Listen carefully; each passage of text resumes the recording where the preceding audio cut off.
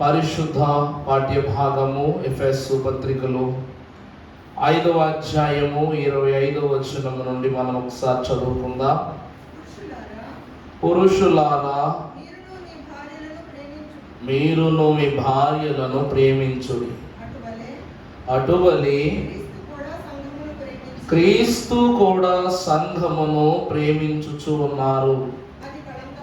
అది కళంకమైనను ముడతయైనను అట్టిది మరి ఏది అయినను లేక పరిశుద్ధమైనది గాను నిర్దోషమైనది గాను మహిమగల సంఘము గాను ఆయన తన ఎదుట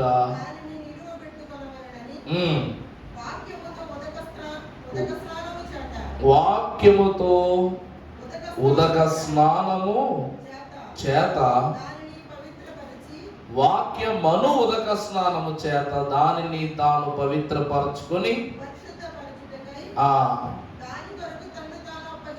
దాని కొరకు ప్రభువు తన్ను తాను అప్పగించుకొనెను. ప్రభువు నందు దేవుని ప్రియబిడ్డలారా, సంఘము యొక్క సిలువ అనే అంశం ఇది. కానీ ఆ అంశ క్రమాన్ని సాయంకాలమే తెలియజేయడానికి సిద్ధపడబడుతున్న ఈరోజు కాదులే, క్రమపాఠంలో ఒక భాగం. పరిశుద్ధుడగు ప్రభువు వైఫల్యము లేని ఒక సిలువ, అపజయము కలగని ఒక సిలువ భారమును భరించు నిమిత్తమై తాను వాక్యము ద్వారా మనకు తెలియజేయజూచుచున్న ప్రాముఖ్య సత్యం ఏమిటి అనగా, సంఘము నిమిత్తమై ప్రభువు అక్కడ సిలువ శ్రమను కలిగి ఉండు నిమిత్తము, సిలువ శ్రమల భారములో లేక సిలువ శ్రమల శోధనలో సంఘమును పాలి భాగస్థులను చేయుటకు గాను ప్రభువు వాక్యము చేత సంఘమును ఉదక స్నానము చేయిస్తూ ఉన్నారంట. వాక్యము అనగా క్రీస్తు, క్రీస్తు అనగా పరిశుద్ధుడగు దేవుని యొక్క తలంపై ఉన్నది లేక దేవుని యొక్క జ్ఞానమై ఉన్నది. కాబట్టి ఈ వాక్యమును జ్ఞానము చేత శుద్ధి చేయబడనట్లయితే సిలువ ద్వారము యొద్దకు ప్రవేశించుట నిషిద్ధము అని ప్రభువు చెప్తూ ఉన్నారు. దేవుని వాక్యము యొద్దకు వచ్చిన వారులారా, యెరూషలేము పట్టణములో ఎంతో మంది ప్రజలు ఉన్నారు. పస్కా పండుగకు అన్ని దేశాల నుండి ప్రజలు వచ్చారు. వచ్చినటువంటి వారందరూ ప్రభువును ఆ నగరము యొక్క లేక రాజ తీర్పు, ఈరోజు ఉదాహరణకు ఎక్కడైనా ఒక చేదు అనుభవం లేక ఒక చేదు పరిస్థితి సంభవించి ఎవరైనా మరణించిన పరిస్థితికి వెళ్తే మొట్టమొదటగా అక్కడ చనిపోయిన వారి కుటుంబము నిమిత్తము, అక్కడ చనిపోయిన వారి దేహము ఉన్నా లేకపోయినా ఒక పలకరింపు చేసి వెళ్ళిపోతారు కొంతమంది. రెండవది, దేహము యొద్దకు వచ్చి ఒక పూలమాలో లేకపోతే ఇంకేదైనానో బొకేయో తీసుకొచ్చి అక్కడ పెట్టి కుటుంబాన్ని పలకరించి కాసేపు ఉండి వెళ్ళిపోతారు. మూడవ వారు చనిపోయినటువంటి వారు బంధువులు కానీ కుటుంబము కానీ 3వ రోజు వరకునో 5వ రోజు వరకునో లేక 11వ రోజు వరకునో ఉండి వాళ్ళతోనే ఏదో కాస్త ఆదరించి తర్వాత 11వ రోజు కార్యక్రమం అవగానే వాళ్ళు వెళ్ళిపోతారు. ఈ దేహమును తీసుకువెళ్ళేటప్పుడు ఇంటి దగ్గరే కొంతమంది ఆగిపోతారు. వచ్చే జనంలో ఇంటి దగ్గర కొంతమంది ఆగిపోతారు, శ్మశాన వాటిక దగ్గర కొంతమంది ఆగిపోతారు, శ్మశానము లోపలికి వచ్చి నిలబడి మట్టి వేయగానే సగం మంది మొత్తానికి అందరూ వెళ్ళిపోతారు. ఈరోజు మనము చూసినట్లయితే యేసు క్రీస్తు ప్రభువు నిమిత్తమై సిలువ శ్రమ జరుగుతున్నప్పుడు, పిలాతు తీర్పునిచ్చున్నప్పుడు అమ్మయ్య ప్రభువుకు సిలువ శిక్ష అమలైపోయిందని శాస్త్రులు పరిసయ్యులు ఇతర జనులైనటువంటి వారు కొంతమంది ఆ సిలువ వేయబడిన వార్త విని కొంతమంది ఎలాగ ప్రభువుకి ఇంకా శిక్ష పడిపోయింది కాబట్టి అని కొంతమంది వెళ్ళిపోయారు. రెండవది, ప్రభువుకు శిక్ష పడిందని దుఃఖపడుతూ కొంతమంది వెళ్ళిపోయారు. మరి తదితరముగా చూస్తే ఆయనను సిలువలో వేధించుచున్నప్పుడు నగరము వెలుపట కొంతమంది ఆగిపోయారు. కపాలమనబడు స్థలమునకు ఎక్కుచుండగా కొంతమంది ఆగిపోయారు. అందుకే దైవజనులు సిలువ గుంపులు అనేటువంటి వర్తమానాన్ని రాస్తూ, వెలుపట ఆగిన వర్గము, కొండ ఎదుట నిలిచిన వర్గము, ప్రభు మరణమును కనుగొనిన వర్గము, ప్రభువు యొక్క మరణ వార్తను వినిపింపజేసిన వర్గము, శ్రమ పెట్టిన వర్గము, శిష్యుల వర్గము, ఇలాగున ప్రభువు కొన్ని గుంపులను అక్కడ మనకు చూపిస్తున్నారు. ఎందుకు యేసుక్రీస్తు ప్రభువు ప్రియ శిష్యులే. వాక్యములో చూస్తే కల్వరి కొండపైన పేతురు కనబడతాడు, యోహాను కనబడతాడు. వీళ్ళిద్దరు పేర్లు తప్ప ఇంకెవరి పేర్లను వినపడతాయి? గట్టిగా మనకి వినపడతాయా? పశ్చాత్తాపము కొరకు వచ్చిన పేతురు, తల్లిని అందుకొనుటకు అప్పగింపబడిన తల్లిని స్వీకరించుటకు యోహాను కనబడతారు. ముగ్గురు మరియమ్మలు కనబడతారు అక్కడ ఒకే చోట. తల్లి మగ్దలేని మరియా, యేసుక్రీస్తు ప్రభు తల్లి సహోదరి అయిన మరియా అక్కడ కనబడతారు. దేవుని యందు ప్రియబిడ్డలారా, అలాగున మాత్రమే కాక శతాధిపతియు, సైనికులను, తదితరముగా ఉన్నటువంటి సమూహము అక్కడ కనబడతారు. ప్రభువును ఆఖరి నిమిషము వరకు ఆయన శిక్ష చూడాలని కంకణం కట్టుకున్న శాస్త్రుల గుంపు అక్కడ కనబడుతుంది. అంటే అడుగడుగులో ఒక్కొక్కరు ఆయా స్థలమును, ఆయా పరిస్థితులను విడిచిపెట్టి, తలంపును విడిచిపెట్టి బయటకు వచ్చేస్తున్నారు. దేవుని యొక్క వాక్యం చెప్తుంది, ప్రతి అడుగులో ఒక్కొక్కరు విడనాడబడుతున్నారు, కానీ ప్రతి అడుగులోనూ దేవుడు సంఘమునకు దగ్గరవుతూనే ఉన్నాడంట. అర్థమైందండి? కల్వరి కొండ వైపు అడుగు వేయుటకు మనుషుల యొక్క పాదములు సడలుచున్నవి, కానీ నిన్ను రక్షణ వైపు నడిపించుటకు ఆయన అడుగులు మరణము వైపు వేయటానికి మాత్రము వెనుదీయటము లేదు అన్నారు. కాబట్టి సంఘమును ప్రతి అడుగులోనూ తన రక్తపు బిందువుల చేత ప్రభు ఏం చేస్తున్నారంట? ఉదక స్నానం చేయిస్తూ వెళ్తున్నారంట. విడనాడబడిన వారు, విడనాడక ప్రభువును వెంబడించిన వారు, శిష్యులే విడిచిపెట్టారంటే ఇంకేముంది చెప్పండి? అందుకే దేవుని వాక్యం అంటుంది, అడుగడుగుకు ఒకరు, గడి గడికి ఒకరు ప్రభువును విడిచిపెట్టిన ప్రతి అడుగులో ప్రభువు సంఘాన్ని స్వీకరిస్తూనే ఉన్నారు, రక్షిస్తూనే ఉన్నారు. చివరి వరకు సంఘము మోపిన భారాన్ని మోస్తూనే ఉన్నారు. మోయలేని పాప భారము నీకు అధిక భారం బాయనయ్యా. ఆ భారము మానవులు ఎత్తుకొనలేని స్థితిని బట్టి జాలిపడిన దేవా, నీపై జాలిపడగల దీన స్థితి మాకిట్లు కలిగించితివి, నీకు ద్రోహిలమైతే క్షమించుమయ్యా అంటాడు పరమభక్తుడు. ఏమంటాడండి? మేము మోయవలసినది నీవు మోస్తే నీ మీద జాలిపడే గుంపు మేము. జాలిపడటమే కాక దూషించి నీ యాత్రలో సహకారులము కాలేకపోవటాన్ని బట్టి మేము ఎవరము దౌర్భాగ్యులము స్వామి అని వేడుకుంటాడు భక్తుడు. ప్రభువునందు ప్రియులారా, ఎందుకు ప్రభువు తన వాక్యము ద్వారా తన ప్రాణమును మన కొరకు పెట్టి రీతిగా స్థిరపరుచుకున్నారనగా, సంఘము ఎడల దేవునికి ప్రేమ కనుక. దేవుని యొక్క వాక్యములో మనము చూచినట్లయితే, పరిశుద్ధుడకు దేవుని యొక్క వాక్యములో కొంచెము ముందుకు వెళ్ళినట్లయితే, దేవదేవుడు పరిశుద్ధుడైన దేవుని వాక్యములో ఏలాగున రాయిస్తూ ఉన్నారు. ఒక మాట చూద్దాం. సామెతల గ్రంథము 11వ అధ్యాయము 14వ వచనములు చూద్దాం. సామెతలు 11:10. నాయకులు లేని జనులు చెడిపోవుదురు, ఆలోచనకర్తలు అనేకులుండుట రక్షణ. నా మాట ఈ యొక్క పరిశుద్ధమైన మాటతో ప్రారంభం కాబోతా ఉంది.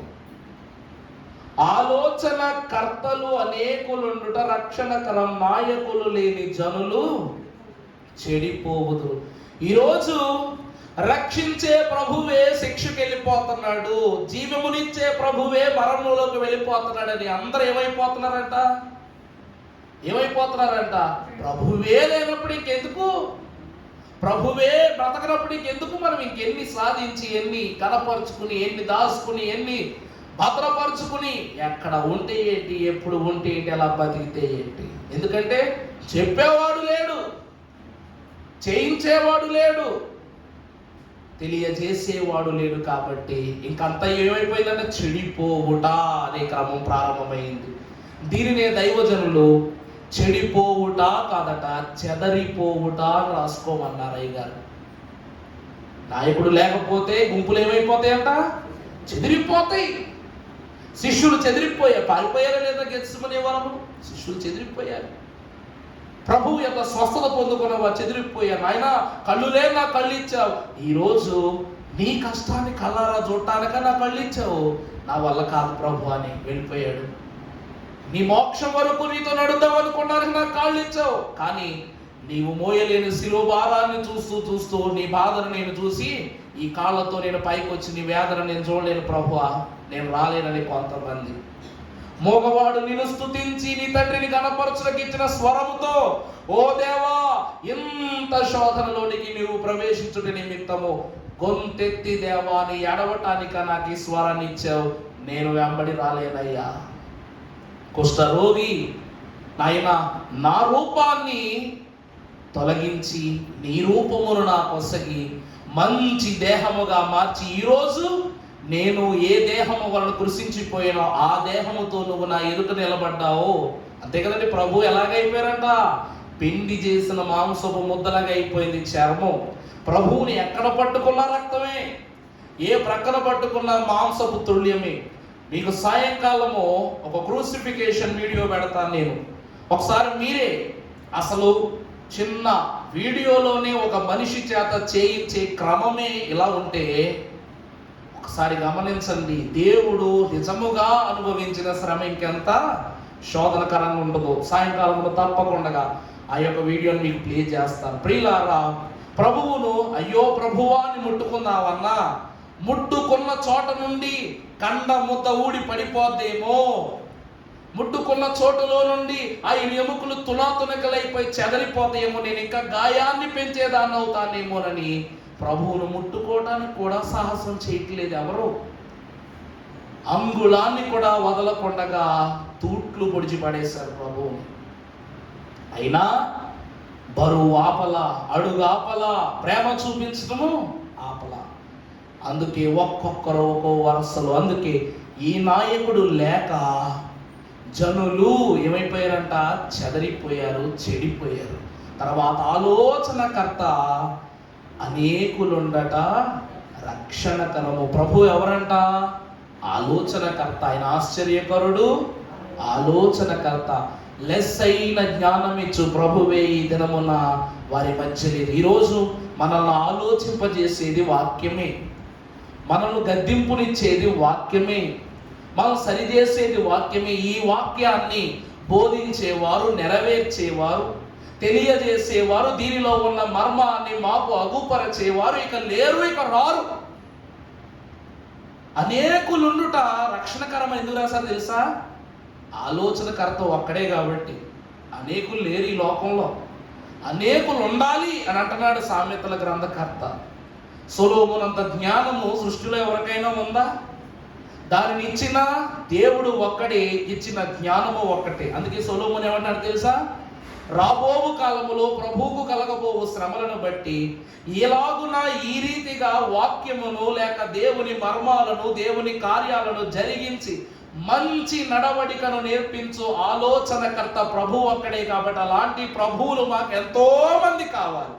అందుకు గాని తన ఆహారాన్ని, తన దేహాన్ని ఆహారముగా మార్చి 12 మంది క్రీస్తులుగా తయారు చేశారు యేసు క్రీస్తు ప్రభు అపోస్తలులను. అందుకే చూసారా, ఆలోచనకర్తలు అనేకులు ఉండుట రక్షణకరం. ప్రభు వెళ్తూ వెళ్తూ మీరు భూదిగంతకముల వరకు వెళ్ళి తండ్రి యొక్కయు కుమారుని యొక్కయు పరిశుద్ధాత్మ యొక్కయు నామమున బాప్తీసాలు ఇవ్వండి, సర్వలోకానికి స్వార్థ ప్రకటించండి అన్నారు. సంఘ స్థాపన కొరకు దేవుడు వేసిన ఒడంబడిక లేక అడుగు లేక నిర్ణయమే ఈ యొక్క సహవాసం సూచిస్తూ ఉంది. మనము చూసినట్లయితే ప్రభువునందు ప్రియబిడ్డలారా, ప్రభువు అపోస్తుల కార్యముల గ్రంథం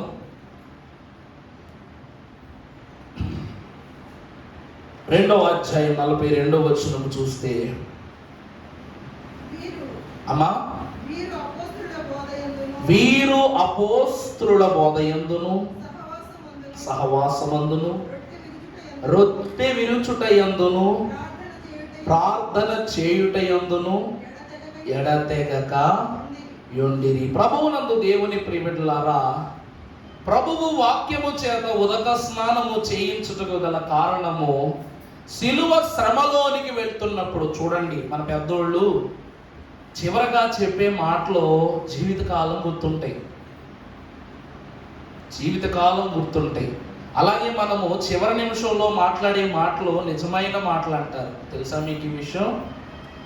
చనిపోయేటప్పుడు చివరిగా పిల్లలకు ఆస్తులు రాసి చనిపోరు ఎవరు. నాన్న నేను ఇట్ట బతికాను రా, అందుకే నాకేంటంటే పరిస్థితి వచ్చింది. ఈ రోజు వరకు నేను ఎవరి చేతను కూడా వేలెత్తి చూపించుకోలేదు, నువ్వు కూడా అలాగే బ్రతకాలి, మంచి మాటలు చెప్పి వెళ్ళిపోతారు. దేవుడు కూడా అపోస్తులకు సిలువ భారమును ఎత్తుకొనుటకు లేక సిలువ మరణమును పొందుటకు ముందు ఆయన ఒక క్రమాన్ని అలవాటు చేసి వెళ్ళిపోయారు. ఆ క్రమమే పరిశుద్ధ గురువారమున ప్రభువు ఆచరించిన భాగ్యము. ఆ భాగ్యములో ప్రభువు వారికి నేర్పించినది ఏమిటంట? అపోస్తులైనటువంటి వారి బోధయందు, సహవాసమందు, రొట్టె విరుచుటయందు, ప్రార్థన చేయుటయందు వీరిని ఎడతెగని వాని వలె తయారు చేశారు ప్రభు. అందుకే ఆ రోజు ప్రారంభమైన క్రమము ఈ రోజు ప్రతి సంఘములోనూ విస్తారముగా అభివృద్ధి పొందుతుంది, సంఘాలను అభివృద్ధి చేస్తుంది. దేవుని యొక్క ఉదక స్నానమై ఉన్న వాక్యములో మనల్ని ఏం చేస్తుంది? ఇక్కడ మనం చూస్తే బోధలో వాక్యం ఉంది, రొట్టె విరుచుటలో వాక్యం ఉంది, ప్రార్థన చేయుటలో వాక్యం ఉంది. ప్రార్థన ఎలా నేర్చుకుంటాం? వాక్యం బట్టే నేర్చుకోవాలి. తర్వాత వీటి మూడిటి యందును ఎడతెగక మనం ఉన్నామంటే ఆ రోజు ప్రభు సంఘము కొరకు చేసిన పునాది, అపోస్తుల ద్వారా వేసిన పునాది. తర్వాత కూడా మనము చూసినట్లయితే పరిశుద్ధ గ్రంథములో 46 చదువమ్మా. వారు ఏకమనస్కులై కూడుకొనుచు ఇంటింటా వారు రొట్టె విరుచుచు ప్రజలందరి వలన దయ పొందిన వారై ఆనందముతోను నిష్కపటమైన హృదయముతోను మరియు ప్రభువు రక్షణ పొందుచున్న వారికి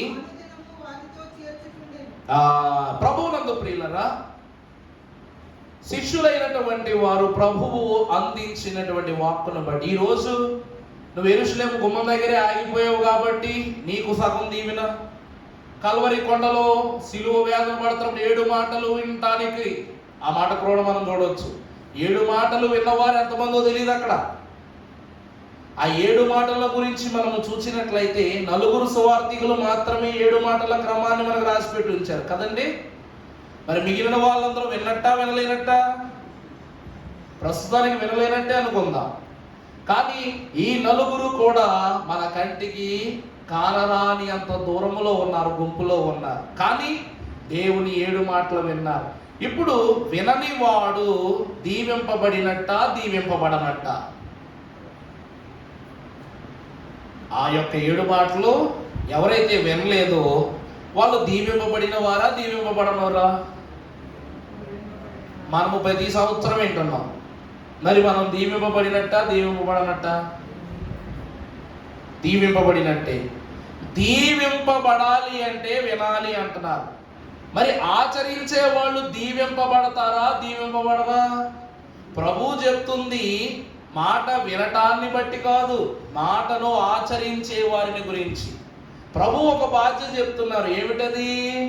ఆలోచనకర్తలు అనేకులు కావాలంటే ప్రభువు శిలువ మీద పడుతున్న ఆలోచన, స్థితి, శోధన, శ్రమ అన్నీ ఇక్కడ ఉన్న ప్రతి శిష్యునికి తెలుసు. ఇస్కరియోతు యూదాకు కలగబోవు శ్రమ, యేసుక్రీస్తు ప్రభువుకు కలగబోవు శ్రమ ఘోర మరణమని ఇస్కరియోతు యూదాకు తెలిసిన మరుక్షణమే నా ప్రభువును నేను అప్పగించుటను బట్టి నా ప్రభువు నిమిత్తమై నేను చేసిన పాపానికి ప్రాయశ్చిత్తము లేదని తనలో తాను నొచ్చుకొని తన ప్రాణాన్ని తనే తీసుకున్నాడు. పారిపోయిన పేతురును ఆలోచింపజేసినది సంఘమే. అర్థమైందండి? ఓ వృద్ధుడు, ఒక పాప, ఒక కోడి. కోడి కూడా సంఘమే. ఏంటయ్యారంటే మన పండగలు వచ్చినప్పుడల్లా దాని ప్రాణాన్ని మన కోసం ఇస్తున్నాయి ఈ కోళ్ళు ఇవన్నీ.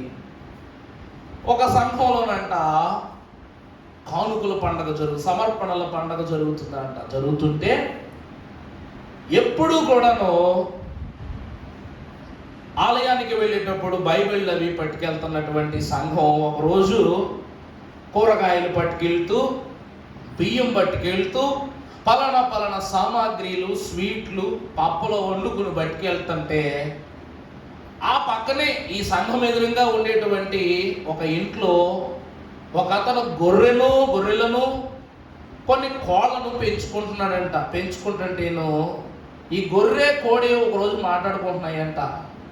అరే, ప్రతిసారి కూడా వీళ్ళ చేతిలో ఏదో పుస్తకం పట్టుకుని వెళ్తారు కదరా, ఈరోజు ఏంట్రా కొత్తగా ఏం మోసుకుని వెళ్తున్నారు వీళ్ళు అని చెప్పేసి అంటే, అది సమర్పణల పండగ అంటరా, పొద్దున ప్రార్థన చేస్తుంటే విన్నాను నేను. మరి అక్కడ మనకి ఏది కావాలంటే అక్కడ సమర్పించవచ్చు అంటరా అన్నారంట. అవునా, సర్లేరా నేను కూడా వెళ్ళి దేవుడికి ఏదో సమర్పించి వచ్చేస్తానని ఈ కోడు ధన నడుచుకుంటూ వెళ్ళి అక్కడ గుడ్డెట్టు వచ్చేసిందంట. ఆ కోడి ఏం చేసిందంటే అక్కడికి వెళ్ళి ఒక గుడ్డు పెట్టేసి, ప్రభు ఇదిగో నాయనా నా తొలి గుడ్డికి సమర్పణ ఈ పండగ రోజు చెప్పేసి వెళ్ళిపోయిందంట.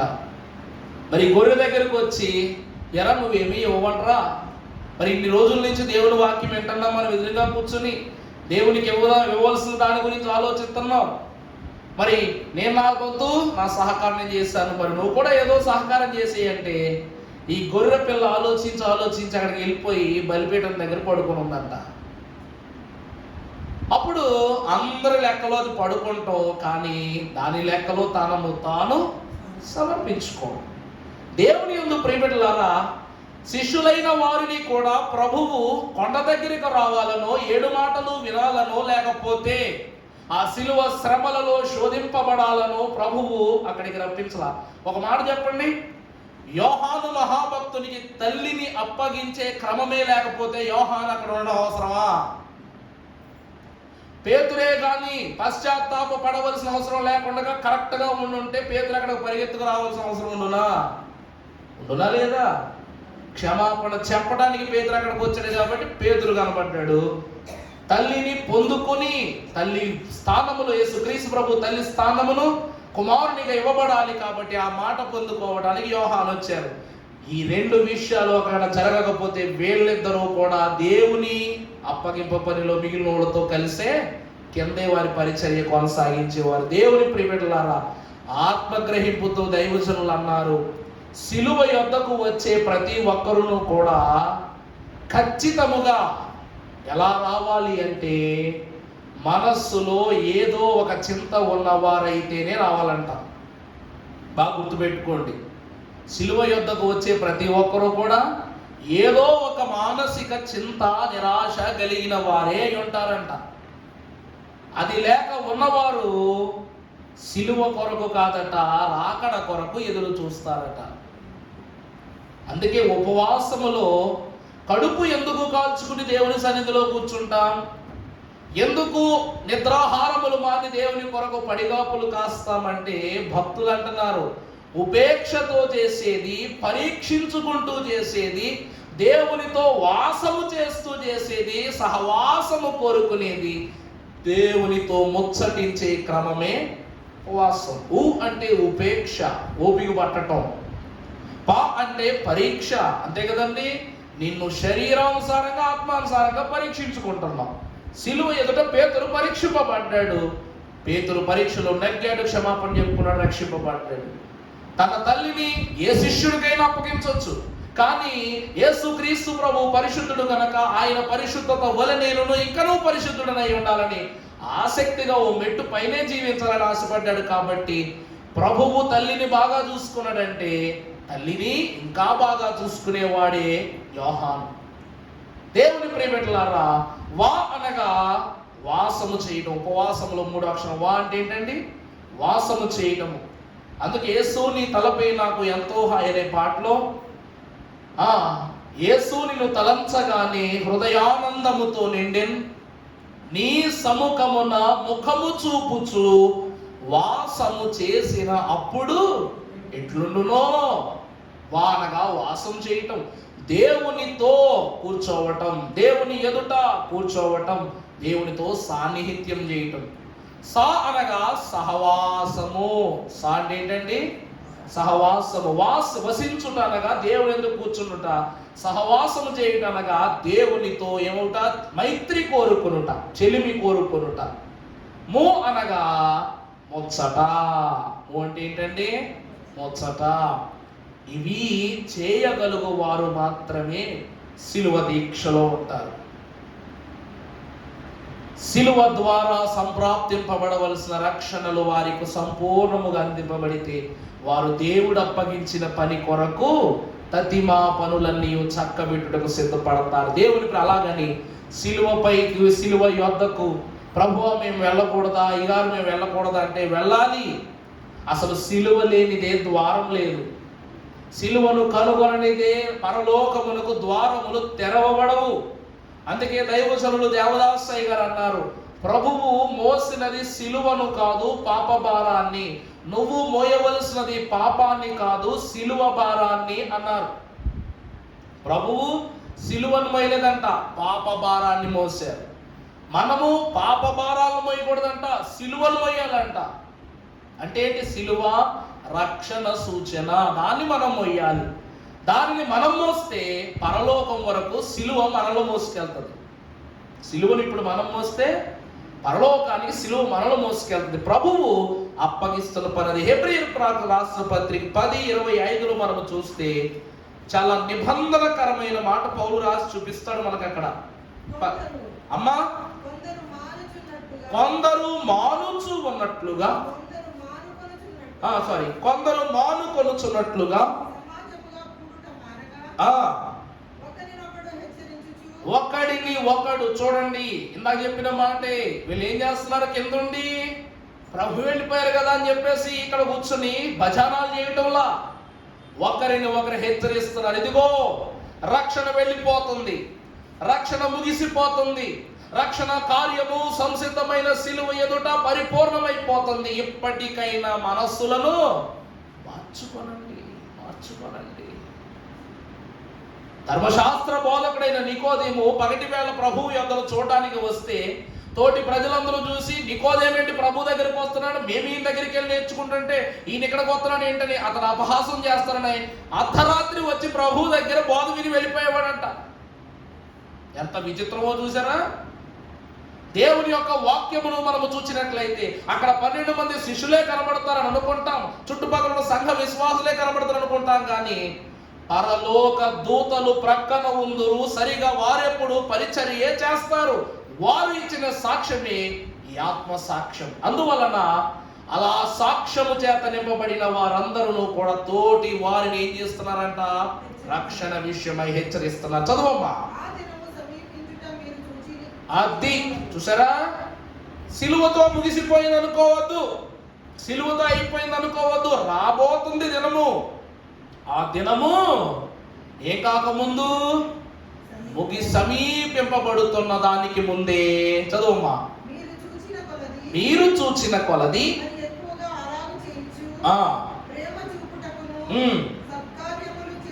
చేయుటకును అది ఒకరినొకడు పురి కొల్పు కొనవలెనని ఆలోచింతము. సిలువ ఆలోచింపజేస్తుందని చెప్పాను కదా మొదట్లో. సిలువ కింద ఉన్న వీరిని ఆలోచింపజేసింది, ఒకరినొకరిని ఆలోచింపజేయుచు ఉన్నది. కనుక దేవుని సంఘమైన వాళ్ళారా, అంశము పెట్టి ప్రార్థించున్నప్పుడు ఆ అంశము దేవునికి యుక్తమైనదా కాదా అని దేవుని అడగాలి. అందుకే మొదటి 4 మెట్లలో మనోనిదానములో నీ అంశము సరిచేయబడద్ది, పాపము లొప్పుదలలో నీ అంశము స్వీకరింపబడుతుంది, తీర్మానములో అది స్థిరంగా చేయబడుతుంది, సమర్పణలో అది దేవునికి అంగీకారం అవుతుంది, అంశ ప్రార్థనలో దేవుని ఎదుట అది ఏమవుతుందంట, ప్రవేశపెట్టబడద్ది, స్తుతిలో దానికి తీర్పు జరుగుద్ది, కనిపెట్టుటలో దేవునికి నెరవేర్పునకు మధ్య నీకు కాబోవు దీవెనను అందింపబడుతుంది. అందుకే భక్తులు అంటున్నారు, ఒకరిని ఒకరు దేవుని యొక్క వాక్కు చేత హెచ్చరించుకునేటట్లు మీలో మీరు ఆలోచన జరిగించుకోవాలని అంటున్నారు. ప్రియులారా, ప్రభువు సంఘమును గురించి ఆలోచించారు కాబట్టి సంఘము సిలువను గురించి ఆలోచిస్తుంది కాబట్టి రాకడా. ఆ మాట అర్థమైందండి? ప్రభువు సంఘాన్ని గురించి ఆలోచించారు కాబట్టి సిలువ మీద మనకు రక్షణ. మనము దేని గురించి ఆలోచించాలి? సిలువను గురించి ఆలోచిస్తే మనకేం కలుగుద్ది?